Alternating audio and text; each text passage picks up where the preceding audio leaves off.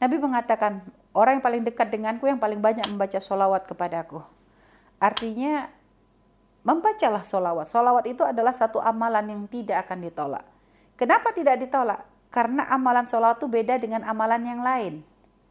Jadi bentuk amalan sholawat itu adalah, kalau kita pahami maknanya, Allahumma sholli ala Sayyidina Muhammad. Semoga sholawat senantiasa tercurahkan kepada Nabi Muhammad.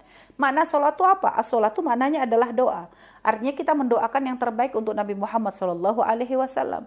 Jadi mendoakan kebaikan untuk orang lain itu adalah satu perkara yang tidak akan ditolak. Jangankan kepada Nabi Muhammad, kepada orang lain pun akan diterima. Apalagi ini kepada paling bagus ya makhluk. Jadi itu amalan yang tidak akan ditolak. Bahkan sholawat yang dibaca dalam keadaan tidak khusyuk pun tetap nyampe pahalanya. Sholawat yang dibaca dalam keadaan kadang kita ngelantur pikirannya pun tetap diterima. Bahkan sholawat yang disampaikan mungkin dalam keadaan kita ini masih belum 100% ikhlas, itu pun insya Allah masih tetap diterima. Karena bentuk sholawat ini nggak seperti sholat, nggak seperti baca Quran, nggak seperti puasa, nggak seperti haji, beda. Kalau itu kan amaliyah. Amalan artinya amalan yang kita ini menghadap langsung kepada Allah. Tapi kalau salawat itu adalah mendoakan Nabi kita, Nabi Muhammad dengan doa, dengan segala kebaikan. Itu kan makna salawat itu begitu. Walaupun memang Nabi itu gak butuh dengan doa kita.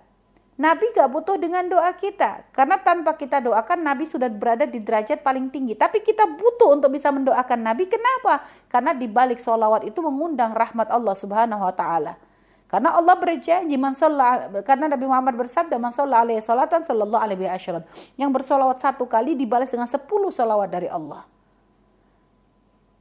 Nah, adapun nanti memang ada kisah, nanti ada umat yang tidak dikenali Nabi adalah umat yang tidak menyambungkan, artinya melakukan amal zahir, tapi hatinya nggak pernah sambung dengan Nabi. Contohnya, ada orang kayak mengikuti sunnah Nabi, akan tapi sebenarnya hatinya nggak pernah ada mahabbah dengan Rasulullah.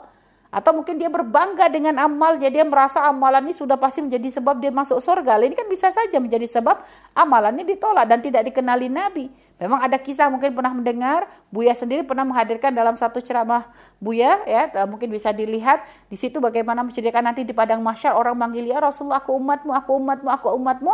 Tapi ternyata ada orang yang tidak dikenali oleh Rasulullah karena ternyata dia hanya beramal dengan zahirnya tapi tidak dengan hatinya. Itu maksudnya adalah apa? Makanya kadang orang sering kali lupa bahwa yang mengajarkan kita ini kebaikan ini sebenarnya sumbernya adalah dari Nabi. Kadang sudah merasa dia tuh bisa sampai kepada Allah tanpa melewati Nabi. Lah ini satu kesalahan, nggak bisa. Kita nggak akan bisa memisahkan antara Allah dengan Rasulullah SAW. Untuk menuju kepada Allah kita nggak akan bisa masuk kecuali melalui pintunya Nabi Muhammad SAW. Sehingga makanya mengikat hati kita. Karena ada orang mengatakan Al-Quran, Sunnah, nggak usah. Jadi kadang ada orang menyanjung Nabi nggak suka, kan ada orang model begitu. Ada orang yang kadang kalau kita mengatakan gak boleh mengkultuskan Nabi berlebihan, kan ada orang yang begitu. Jadi kayaknya amalan dia tuh bisa sambung kepada Allah tanpa harus kita itu mengikat hati kita dengan Nabi. Lah ini adalah satu kesalahan. Makanya apakah nanti ada orang yang amalnya akan menjadi tidak dilihat, ya ini orang yang hatinya memang tidak pernah ada mahabbah, maksudnya tidak ada, ya kadang ada sentimen. Ini kan ada sekelompok orang, ya kita bukan mengatakan, tapi ini kan termasuk ciri-ciri adalah ada orang yang pokoknya benar-benar kadang suudon bahwa gak boleh kultus, nanti syirik, ini syirik, semua syirik. Kita nih subhanallah, sehingga makanya subhanallah kita menemukan kayak kita sendiri merasa sangat kiris ya. Bagaimana sekarang di kota Mekah dan Madinah yang di situ menjadi tempat yang menjadi saksi bisu perjalanan dakwah Nabi Muhammad yang paling besar, tapi kita sama sekali gak bisa menemukan jejak Rasulullah sedikit pun di situ. Semua peristiwa, kejadian yang pernah menyimpan peristiwa luar biasa dari diri Nabi itu sudah ditiadakan. Gak ada yang tersisa. Dengan alasan takut menjadikan orang syirik. Lah ini kan menjauhkan kita dari cinta kepada Rasulullah Shallallahu Alaihi Wasallam. Ada sekelompok orang seperti itu, makanya kita jangan sampai terpengaruh. Ada orang yang berupaya menjauhkan kita dari Nabi, akan tapi kita terus berusaha mengikat hati kita dengan Nabi Muhammad Shallallahu Alaihi Wasallam.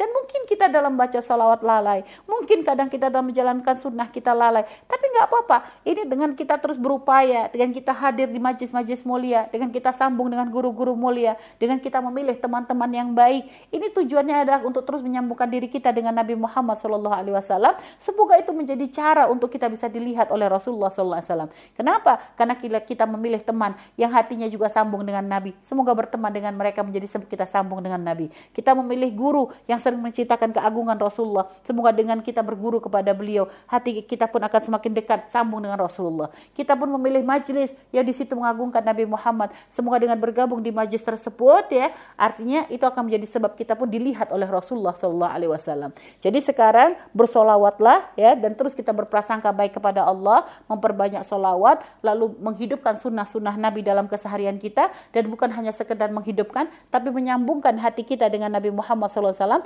Semoga itu nanti menjadi sebab kita dilihat oleh Rasulullah SAW dan diakui sebagai umatnya, dan bisa digiring di akhirat untuk menuju surga Allah dalam rombongannya beliau. Amin, insya Allah. Semoga kita termasuk di dalamnya.